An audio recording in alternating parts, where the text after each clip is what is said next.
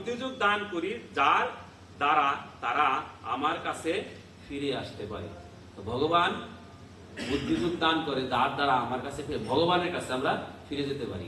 তো আমার প্রথম কথাটা ছিল যে আমরা ভগবানের কি এত ঠেকা যে আমাদেরকে ফিরিয়ে নিয়ে যেতে হবে? আমরা তো আছি এখানে ভালোই, তাই না বাবু? হরে কৃষ্ণ। আসলে আমরা কেউ ভালো নেই।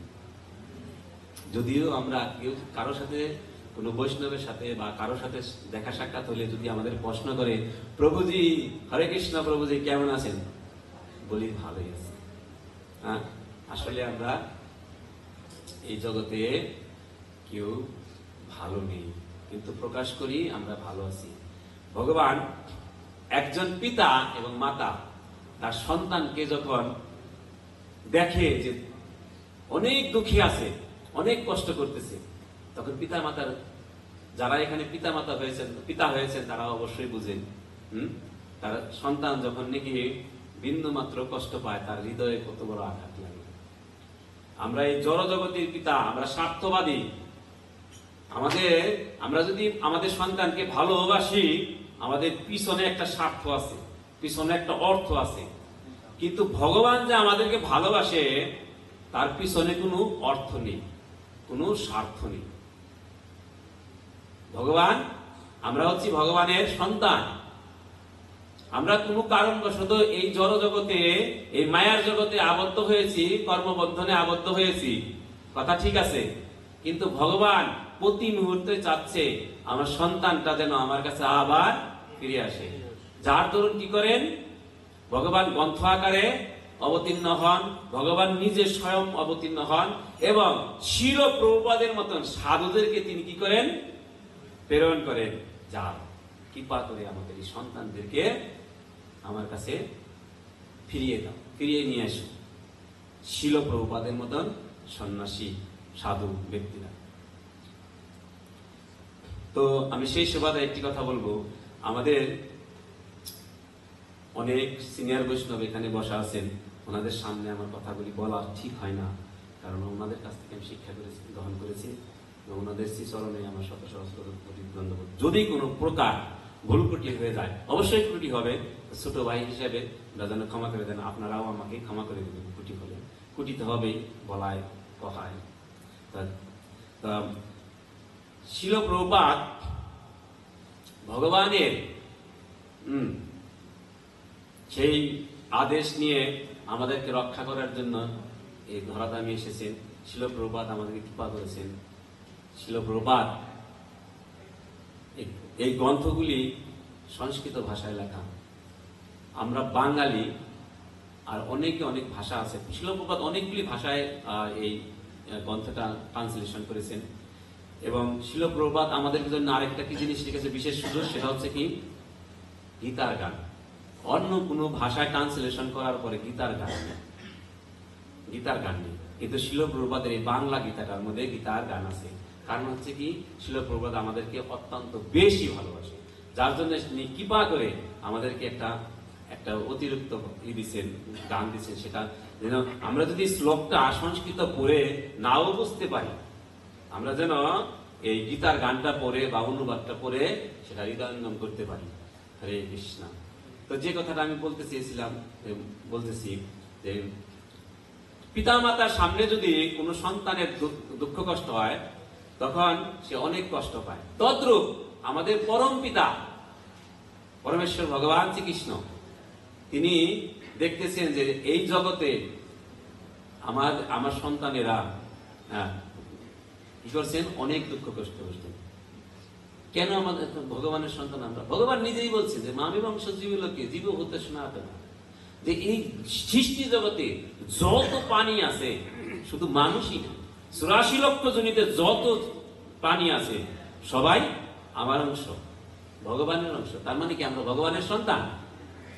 এতে কোনো ভুল নেই, আমরা ভগবানের সন্তান।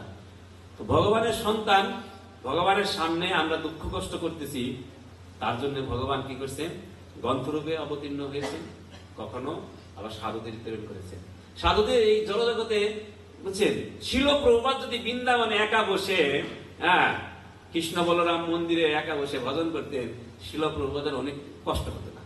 সুন্দরভাবে সে ভজন করে কি করতো, ভগবানের দিব্য ধামে সে প্রত্যাবর্তন করতে পারত। তো শিল প্রভুপাদ এখন 70 বছর বয়সে বৃদ্ধ হয়ে তারপরও কি করছে, সে পাশ্চাত্য দেশে গেছে। কেন গেছেন?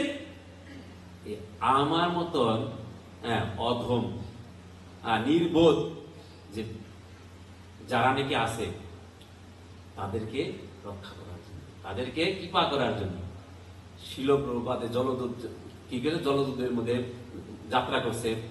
তখন কি করছে, 2-3 বার তার হার্ট অ্যাটাক হয়েছে, যায় যায় অবস্থা, বৃদ্ধ মানুষ, তারপরও কি করছে, আমাদেরকে কৃপা করার জন্য ভাগবতের সেই বাণী, গীতার সেই বাণী নিয়ে পাশ্চাত্য দেশে প্রচার করছে। কেন করছেন? আমি যদি, শিল প্রভুপাদ বুঝতে পেরেছিলেন যে আমাদের মতন, আমাদের যে বাংলা ভাষা, বাঙালি, আমরা ওই ইংরেজকে পছন্দ করতে, ফলো করতে ভালোবাসি, ওদেরকে ফলো করতে পছন্দ করি। তো শিল প্রভুপাদ যদি আমেরিকা গিয়ে প্রচার করেন, তাহলে আমেরিকানকে দেখে আমরাও কৃষ্ণ নামের সেই ঝুলি হাতে নেব। আজকে দেখেন পাশ্চাত্য দেশ থেকে শত শত মাতাজি, প্রভুজি কি করতেছে, তারা কৃষ্ণ বলতে জানতো না, হরি নাম বলতে জানতো না, কৃষ্ণ নাম তারা উচ্চারণ করতে পারে না। তারা আজকে কি করে, তারা আজকে সন্ন্যাসী হয়েছে, তারা ব্রাহ্মণ, তারা মহান বৈষ্ণব, তারা প্রচার করে বেড়াচ্ছেন আমাদের মাঝে তারা প্রচার করে। কি গত সপ্তাহে আমাদের এখানে একজন সন্ন্যাসী এসেছিল, একজন মহারাজ, ইস্কনের মহারাজ, তিনি আমাদের প্রচার করে গেছেন। আর আমরা তাদেরকে দেখে আমরা এখন কি করি, শিলপ্রভু, আমরা ছিল জানতাম না, আমরা অনেকের কাছে এই গ্রন্থ আছে, পড়ে দেখি নেই, কখনো শ্রীমদ্ ভগবত গীতা আছে, পড়ে দেখি নেই।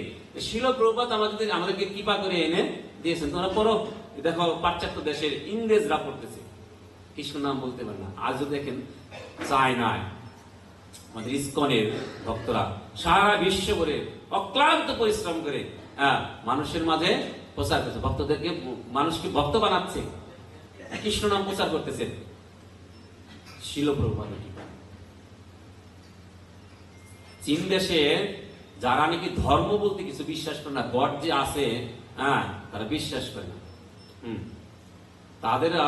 তাদের মাঝে শিল প্রভুপাদের সেই যোগ্য শিষ্যরা অক্লান্ত পরিশ্রম করে তাদের মাঝে প্রচার করতেছেন। এখন চীন দেশেও হাজার হাজার ভক্ত হয়ে গেছে, যারা নাকি খাবার সঠিকভাবে রান্না করে খেত না এবং জীব হত্যা ছাড়া যারা কিছু বুঝতো না, তারাও আজকে ভক্তে পরিণত হচ্ছে। কার কি পায়? শিল প্রভুপাদের। কেন শিল প্রভুপাদ কৃপা করতেছেন? কারণ ভগবান শিল প্রভুপাদের মধ্যে ব্যক্তিত্ব আমাদের মাঝে প্রেরণ করেছে, যার জন্য শিল প্রভুপাদ এসেছেন আমাদের কৃপা করার জন্য। এটা ভগবানের কৃপা, শিল প্রভুপাদের মতো ব্যক্তিত্ব আমাদের মাঝে এনে দিবেন এবং তার মাধ্যম থেকে আমরা হরি নাম গ্রহণ করব এবং কি করবো, আমরা পশ্চাতে ভগবানের দিব্য ধামে আবার ফিরে যাব। কেন? আমাদের শ্রদ্ধেয় শ্রীমান সীতা বল্লভ প্রভু একটি শ্লোক পাঠ করতেন, সেটা হচ্ছে, মহান্তের স্বভাব হয় তারিতে পামর, নিজের কোনো কাজ নেই যায় পরের ঘর। মহান্ত সাধুরা হচ্ছে মহান্ত। ওনাদের কি জানেন, আমি একটু আগে বলে গেছি না, যে শিল প্রভুপাদ যদি কৃষ্ণ বলরাম মন্দিরে ইয়ারগঞ্জ ছেড়ে তার মধ্যে নীরবে বসে কি করতেন, ভজন করতেন, শিল প্রভুপাদের কোনো সমস্যা ছিল না, সে সুন্দরভাবে ভগবানের দিব্য ধামে আবার প্রত্যাবর্তন করতে পারতেন। কিন্তু শিল প্রভুপাদ চাই কি, না আমি একা যাবো না, আমার যে এই সন্তানরা আছে আমি তাদেরকে নিয়ে যাব। সেই সুবাদে, সেই পরিপ্রেক্ষিতে আমার একটি কথা মনে পড়ে গেল। আমাদের পূজ্যপাদ শ্রীমৎ ভক্তিচারু স্বামী গুরু মহারাজ, ওনার শ্রীচরণে আমার শত সহস্র কোটি দণ্ডবত নাম। তো উনি যখন এখানে আসতেন, আমি বেশ কয়েকবার আমি ওনার সান্নিধ্য লাভ করেছি, ওনার কৃপা লাভ করেছি, তো ওনার দর্শন পেয়েছি, ওনার সঙ্গ করতে পেরেছি। তো দেখতাম একটা জিনিস কি, গুরু মহারাজ অনেক সন্ন্যাসী বা ব্রহ্মচারা এসে গুরু শিল প্রভুপাদের সামনে এসে প্রণাম করে। গুরু মহারাজও ঠিক এইখান দিয়ে সিঁড়ি বেয়ে উঠে এখানে এসে গুরু মহারাজ শিল প্রভুপাদকে প্রণাম করার পরে উনি করজোরে শিল প্রভুপাদের সামনে দাঁড়াতেন এবং মনে মনে কি যেন প্রার্থনা করতেন, এবং প্রার্থনা যখন উনি করতেন, ওনার চেহারায় একটা একটা গ্লোরি আসতেন, সুন্দর একটা দিব্য একটা ভাব আসতেন, একটা জ্যোতি আসতেন। শিল প্রভুপাদের কাছে উনি যেন কি বলতেছেন, এবং শিল প্রভুপাদ উনার সেই কথাগুলি সুন্দরভাবে শ্রবণ করতেছেন। এবং শিল প্রভুপাদের আমি মুখের দিকে তাকাতাম, দেখতাম শিল প্রভুপাদের মুখটা হাস্যোজ্জ্বল হয়ে গেল। তো আমি জানি না গুরু মহারাজ কি প্রার্থনা করবেন, তবে আমি একটা হৃদয় দিয়ে একটা জিনিস অনুভব করতে পেরেছি। গুরু মহারাজ শিল প্রভুপাদের কাছে একটা প্রার্থনা করতেন, সেটা হচ্ছে, আমি বারবার দেখেছি, সেটা হচ্ছে যে শিল প্রভুপাদ, আপনি তো সব জানেন, আমার এই অদম সন্তানদের আপনি আপনার কাছে আপনার শ্রীচরণে আমি এনে দিলাম, আপনি কৃপা করে এদেরকে উদ্ধার করেন এবং এদেরকে মুক্তির মার্গ প্রদর্শন করেন। হরে কৃষ্ণ। আমি এটা দেখতাম, ছিল গুরু মহারাজ এই প্রার্থনাটা করতেন সব সময়। আমি যতবার এখানে এসেছে গুরু মহারাজ এই জিনিসটা দেখছি, এবং দুইজনের যে কথানুবোধন, আমি ওনাদের ভাষা হয়তো বুঝি না, কিন্তু যে যে এক্সপ্রেশন গুরু মহারাজের দেখতাম, যে শিল প্রভুপাদের সাথে তিনি কথা বলছেন, অন্তর দিয়ে যদি এটা ভাব না বোঝা যায় তাহলে হয় না। আমি গুরু মহারাজের এই জিনিসটা আমি খুব সুন্দরভাবে অনুভব করতে পেরেছি। হরি বল। তো আমরা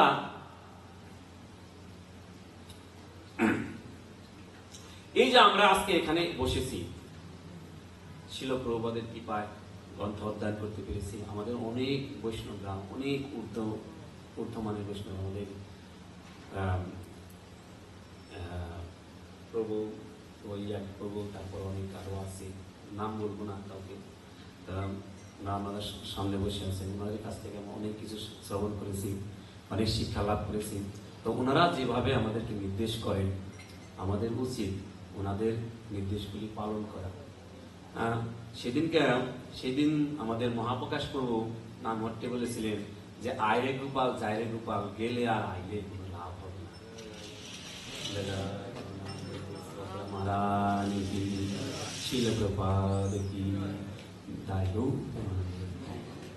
আমরা মন্দিরে আসলাম আর গেলাম, হ্যাঁ, তাহলে হবে না। কি করতে হবে? ওনারা যা নির্দেশ করেন সেগুলি আমাদেরকে পালন করতে হবে। যদি আমরা পালন না করি তাহলে হবে না। কারণ হচ্ছে কি, ওনারা হচ্ছে মহান্তের স্বভাব হয় তারিতে পামর। ওনাদের বাক্য যদি আমরা গ্রহণ করি, নির্দেশ পালন করি, তবে না আমাদের মতো কি হবে? পামর তারিত হবে। যদি আমরা গ্রহণ না করি, আমরা সেগুলি শ্রবণ করলাম, এইখান থেকে শ্রবণ করলাম, এইখান থেকে বের করে দিলাম, তাহলে হবে না। ওনাদের আদেশগুলি আমাদের পালন করতে হবে। পালন যদি না করি তাহলে হবে না। হয়তো অনেকে মনে করতে পারি, আমি অনেক বড় হয়ে গেছি, বৈষ্ণব, অনেক কিছু হয়তো মনে করতে পারি, কিন্তু আসলে শিবজি মহারাজ, দেবাদিদেব মহাদেব শিব, পার্বতী কি বলেছেন যে, অহম বেদমি ব্যাস বেদমি, আমি বেদমি, আমি বেদ জানি। কি অহম বেদমি ব্যাস, সরি কি কথাটা বলে গেলাম, আমি পরে আসছি। আমি বেদ জানি, ব্যাসদেব বেদ জানে কি না জানে সেটা আমি বলতে পারি না। কি বল কথা, ব্যাসদেব বেদ জানে না, বেদ জানে কি? শিবের মতো যে ভক্ত, ভগবানের যে নাম রস গুণ সদা সর্বদা কীর্তন করে, সেই সমস্ত ব্যক্তিত্বরাই বেদ জানে। আর বেদ যে জানে সে হচ্ছে ভগবানের ভক্ত। সে বেদ জানে, তার মানে কি ভগবানকে সে জানে, আর ভগবানকে যে জানে সে ভগবানের ভক্ত। আর ভগবানের ভক্তের যদি কৃপা করে আমাদেরকে কিছু আদেশ করেন, আমাদেরকে উপদেশ করেন, সেটা আমাদের জন্য আশীর্বাদ, সেগুলি আমাদের পালন করতে হবে। তো ভক্তরা যে আদেশ করেন, হয়তো আমাদের কাছে তাৎক্ষণিকভাবে হয়তো তিতা লাগতে পারে, কিন্তু প্রকৃত অর্থে সেগুলি আমাদের জন্য মঙ্গলজনক, সেগুলি আমাদেরকে গ্রহণ করতে হবে। তো দ্বিতীয় কথা হচ্ছে কি, ব্যাস বেদমি নবেদমি, বা অর্থ কি? অর্থ হচ্ছে ব্যাস হয়তো বেদ জানে বা ভগবানকে জানে বা ভগবানকে উপলব্ধি করতে পেরেছে, বা নাও করতে পারে। এটা একটা কেমন কথা? উনি এতগুলি গ্রন্থ লিখছে, শ্রীমদ্ ভাগবতমের মতন অমল পুরাণ আমাদেরকে লিপিবদ্ধ করে দিয়েছেন, সে বেদ জানে না তার অর্থ কি? বেদ সে নিজে রচনা করেছেন, সে নিজে লিখেছেন, লিপিবদ্ধ করেছেন। এখন প্রকৃত কথাটা হচ্ছিল যে ব্যাস যদি নিজে স্বয়ং ভগবান হয় তাহলে সে বেদ জানে না। আর যদি ব্যাস যদি ভগবানের ভক্ত রূপে আসেন বা ভক্ত রূপে তিনি নিজেকে প্রকাশ করেন তাহলে সে বেদ জানে। যিনি আমাদের আমাদের ভক্তরা বেদ জানে, ভগবানকে জানে, যার জন্য তারা ভগবানকে গ্রহণ করেছেন, বেদকে গ্রহণ করেছেন। হ্যাঁ, আর যদি ব্যাসদেব যদি নিজে স্বয়ং ভগবান হয় তাহলে সে বেদ জানেন না। কারণ হচ্ছে ভগবান যদি বেদ জানতো, ভগবান যদি নিজেকে নিজে জানতো তাহলে গৌরাঙ্গ মহাপ্রভু রূপে কেন সে তিনি অবতীর্ণ হলেন? রাধার ভাব নিয়ে গৌরাঙ্গ মহাপ্রভুর রূপে কেন তিনি অবতীর্ণ হলে? এর অর্থ হচ্ছে ভগবান সে নিজে জানে না, যার জন্য সে রাধার ভাব, রাধাদের ভক্ত, রাধাদের যেভাবে ভগবানের নাম গুণগান করে, ভগবানের প্রেমে সে আহ্লাদিনী, সেই জিনিসটা সে আস্বাদন করতে চায় ভক্ত রূপে, যার জন্য তিনি আমাদের কলির যুগে গৌরাঙ্গ মহাপ্রভু রূপে অবতীর্ণ হয়েছেন। রাধা এবং কৃষ্ণের যুগল তনু হচ্ছেন গৌরাঙ্গ মহাপ্রভু, যার জন্য সাধুরা বলেন যে অন্তরেতে রবে তুমি, বাহিরেতে রব আমি। অন্তরে কে? শ্রীমতী রাধা রানী। বাহিরে কে? কৃষ্ণ। সরি বলেছেন অন্তরে হচ্ছেন, অন্তরে মানে যে ভাবটা বোঝাতে চেয়েছেন সেটা হচ্ছেন কৃষ্ণ নিজেই অন্তরে, শ্রীমতী রাধা রানী বাহিরে। গৌরাঙ্গ রূপ, গৌরাঙ্গী রূপে সে নিজেকে প্রকাশ করেছে, ভক্ত রূপে সে প্রকাশ করেছে। সেটাই আমাদের ভক্তদের মধ্যে আছে, যার জন্য শিল প্রভুপাদ কৃপা করে এই ধরনের সেনাপতি ভক্ত আমাদের মাঝে সৃষ্টি করেছেন। আমাদের কমলেশ্বর প্রভু, আমাদের শান্তিপূর্ণনাথ প্রভু, আমাদের শ্রীমান দামোদর, জয় দামোদর প্রভু, এদের মতো ভক্তের সান্নিধ্যে থেকে এদের আদেশ নির্দেশ আমাদেরকে পালন করে আমাদের ভক্তি জীবন রক্ষা করতে হবে। এদের কিন্তু কোনো নেই, সমস্যা নেই। এরা যদি একা একা ভজন করেন এরা কিন্তু অন্তিমে ভগবানকে প্রাপ্ত হবেন। হ্যাঁ, যার জন্য ভগবান এখানে তেষাম শতত যুক্তা নাম ভজতাম প্রীতিপূর্বকম। এরা সবসময় ভগবানের এই সেবায় আছে, প্রীতিপূর্বক ভগবানের সেবা করেন। এদের ভিতরে কি আছে? বুদ্ধি যুগ আছে, বুদ্ধির আছে, জ্ঞান যুগ আছে। হ্যাঁ, এখন এদের কাছ থেকে কৃপা নিতে হলে কি করতে হবে? এদের আদেশ নির্দেশ পালন করতে হবে। যার জন্য শ্রীমদ্ ভগবত গীতায় ভগবান কি বলেছেন? তদ্বিদ্ধি পরিপাতেন পরিপ্রশ্নেন সেবায়া উপদক্ষান্তে জ্ঞানম জ্ঞানীনাম তত্ত্বদর্শী। সদ্গুরুর সান্নিধ্যে আমাদের থাকতে হবে।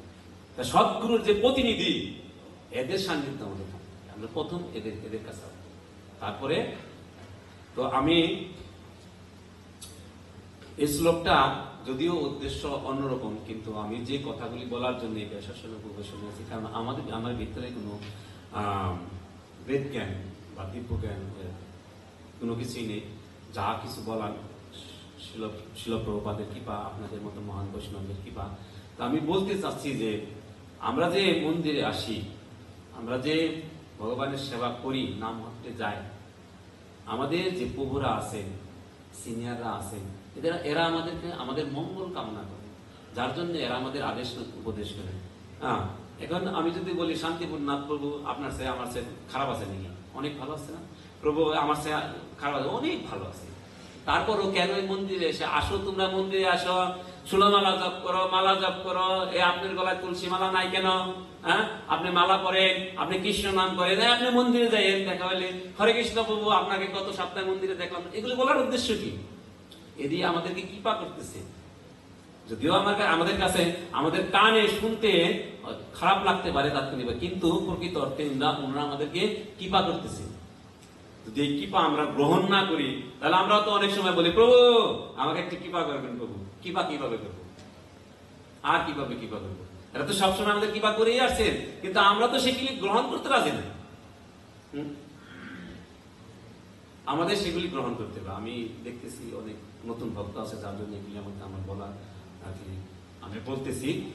যদি কারো এই কথায় কষ্ট বা দুঃখ পান তবে আমাকে কৃপা করে ক্ষমা দৃষ্টিতে দেখবেন।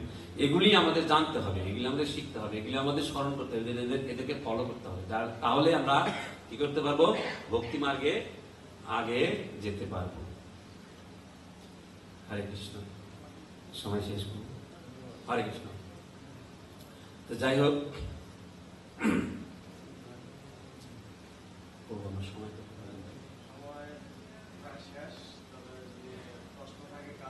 ও আচ্ছা, ঠিক আছে, হরি বল।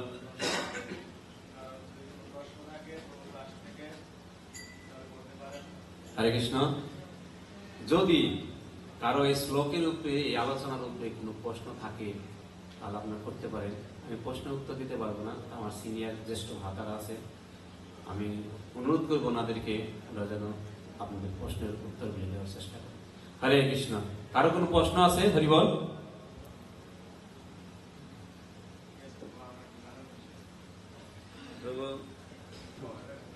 হরে কৃষ্ণ।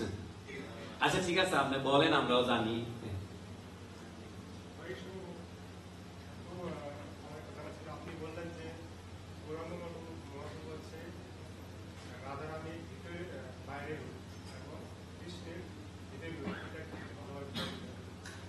হরে কৃষ্ণ।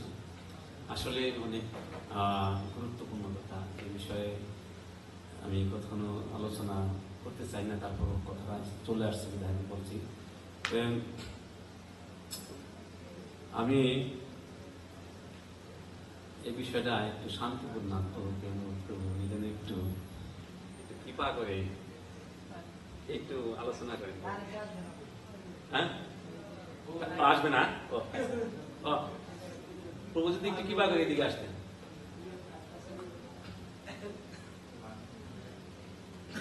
খুব সুন্দর একটা প্রশ্ন করেছেন প্রভু, আপনাকে ধন্যবাদ। আপনি বলতে পারতেন, আপনি আমার একটু একটু বলেন। আমার মনে হয় কমলাক্ষ প্রভু এটা বললে ভালো হয়। যাই হোক, প্রশ্নটা আমার বলেন একটু। উনি বললো যে রাধারানী হচ্ছে গৌরাঙ্গ মূর্তির বাইরের, কৃষ্ণের রূপ হচ্ছে পেটের রূপ। আসলে বিষয়টা হচ্ছে, আমি একটু আপনাকে বলি, বিষয়টা হচ্ছে কি, গৌরাঙ্গ মহাপ্রভু যখন নাকি দুইটি হৃদয় নিয়ে অবতীর্ণ হলেন রাধা এবং কৃষ্ণ সম্মিলিত ভাবে, তখন রাধারানী বাহিরে বলতে ভক্তরূপ, রাধারানী নিজেই ভগবানের দাসী রূপে যেটা ভক্তি করছিলেন সেই বিষয়টা বলা হয়েছে। আর কৃষ্ণ তো নিজেই কৃষ্ণ, সবকিছুর মধ্যে কৃষ্ণ, সেই ব্যাপারটা প্রভু এই বিষয়ে একটু আলোচনা। আসলে রাধারানীর যে গায়ের রং, তার হুবহু চৈতন্য মহাপ্রভুর গৌর সুন্দরের গায়ের রংটা ছিল। তো ওইটা হচ্ছে উপরের দিকটাও এরকম।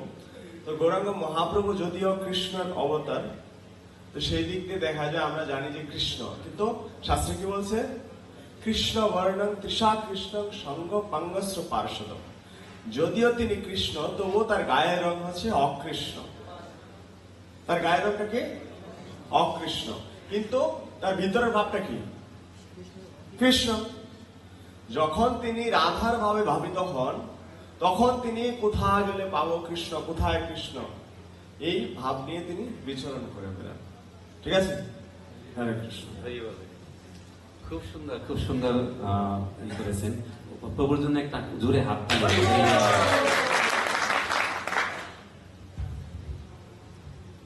আমার জানার বিষয়টা বলেছিলেন যে ব্যাসদেব যে ভগবানকে জানে না, এটা বলছিলেন। এখন এর আগে যমরাজ বলছিলেন শিবের কথা। শিব বলছে অহম বেদ হয়েছে। আমরা কিভাবে ভগবানকে, তারার মতো তাদের এত মহান মহান ব্যক্তিরা ভগবানকে জানতে পারে না বলছে, তাহলে আমরা কিভাবে ভগবানের হয়তো এতটা জানতে পারবো না, কিন্তু অল্প হলেও যেন জানতে পারি, সেই ব্যবস্থা আমরা কি করবো? আমাদের কি সম্ভব এটা? এখানে অ্যাকচুয়ালি শিব যে বলছে কথাটা, অহম বেদমি বেদমি নবেদমি, বা অর্থ এটা হচ্ছে যে ভক্তা ভাগবত গায়ম ন বোধায় ন চেতক। পরের লাইনটা হচ্ছে এই কথা, ভক্তা ভাগবত গায়ম, যিনি ভাগবতের এই ভাগবতের কীর্তন করেন, ভগবানের কীর্তন করেন, ভগবানের ভক্তের কীর্তন করেন, তিনি শুধু ভগবানকে জানতে পারেন। যদি ব্যাসদেব ভগবান নিজে হন তাহলে ভগবানকে জানেন না, নিজে ভগবান জানেন না। যদি ভগবানের ভক্ত রূপে হন তাহলে সেটা ভগবানে জানেন। এখন প্রভুর প্রশ্ন হচ্ছে যে আমরা কিভাবে জানবো? আমাদের জানার, যদি আমরা জানতে চাই তাহলে শিবজির মতন একজন মহান বৈষ্ণবের সঙ্গ করতে হবে। যেরকম শিব, এখন আমরা শিবজির কাছে যাব না, যে মহান বৈষ্ণব যারা তাদের সঙ্গ করতে হবে। সঙ্গ যদি আমরা ভগবান মহান বৈষ্ণবের করি, যার জন্য বলা হয়েছে সদ্গুরুর তত্ত্বাবধানে থেকে আমাদেরকে কি করতে হবে? শাস্ত্র অধ্যয়ন করতে হবে। ভগবানকে জানার জন্য সদ্গুরুর প্রয়োজন আছে, সদ্গুরুর প্রয়োজন। এবং শুদ্ধ ভক্তের সঙ্গ করলেই আমরা, এবং শিল প্রভুপাদ যে আদেশ নির্দেশ দিয়েছে সেগুলি আমরা যদি যথাযথভাবে পালন করি, তাহলে আমরা সেই বেদ জানতে পারবো। বেদই হচ্ছেন ভগবান নিজে। তো ভগবানকে জানতে গেলে আমাদের ভক্তের সঙ্গে থাকতে হবে। হরে কৃষ্ণ। আর কারো যদি না থাকে আমরা প্রভুর জন্য 3 বার হরি বল বলবো। সবাই একসাথে। হরে